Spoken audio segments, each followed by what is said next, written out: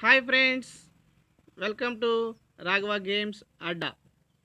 ఈరోజు మనం అమ్మ నాన్నల ప్రేమ గురించి మనం మాట్లాడుకుందాం. వాళ్ళు మన మీద ఎటువంటి ప్రేమని కురిపిస్తారు అనే దాని గురించి ముందుగా మనం మాట్లాడుకుందాం. మరి అమ్మ భాష అంటే మనకి తెలుగు. తెలుగులో మొదటి అక్షరం ఆ. అంటే అక్షరాలు మొదలయ్యేది ఆతోనే. అలాగే మన జీవితం కూడా అమ్మా నాన్నలతోనే మొదలవుతుంది. మన మొదటి గురువు అమ్మా నాన్నలే.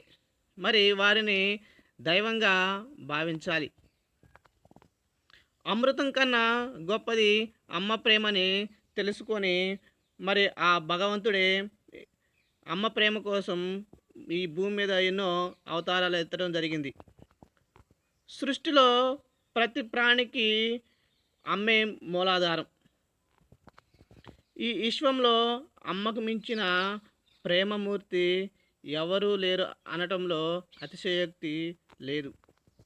మరి మనల్ని కని పెంచే బాధ్యత అమ్మదైతే, మనల్ని పోషించే బాధ్యత మన తండ్రిది.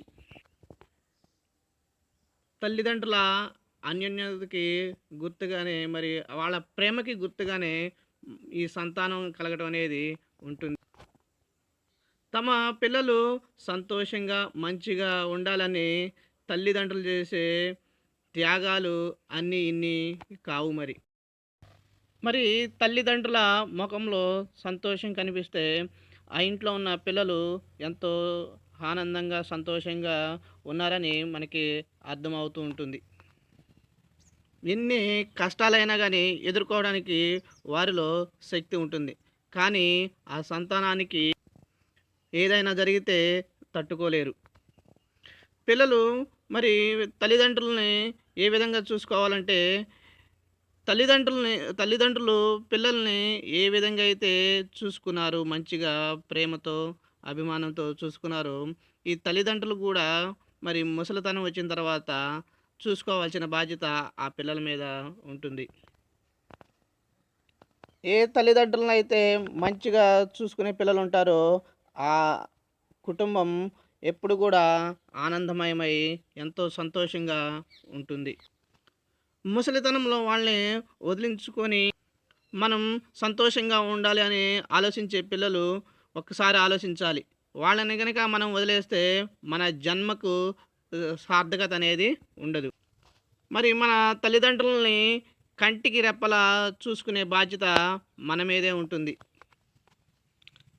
నీ స్నేహితులు కానీ, నీ బంధువులు కానీ, నీ చుట్టుపక్కల ఉన్న వాళ్ళు కానీ ఏదైనా ఆశించి నిన్ను ప్రేమించవచ్చు, లేకపోతే నీ అంపటి తిరగవచ్చు. కానీ ఎటువంటి స్వార్థం లేకుండా, ఆశించకుండా ఎటువంటిది కూడా ఆశించకుండా తన వద్ద ఉన్నటువంటి అమృతమైన ప్రేమని కురిపించే వాళ్ళే మన పేరెంట్స్. సో ఫ్రెండ్స్, తప్పనిసరిగా అందరూ కూడా తమ తమ తల్లిదండ్రులని ప్రేమగా చూసుకోవాలనే ఉద్దేశంతో తీసినదే ఈ వీడియో.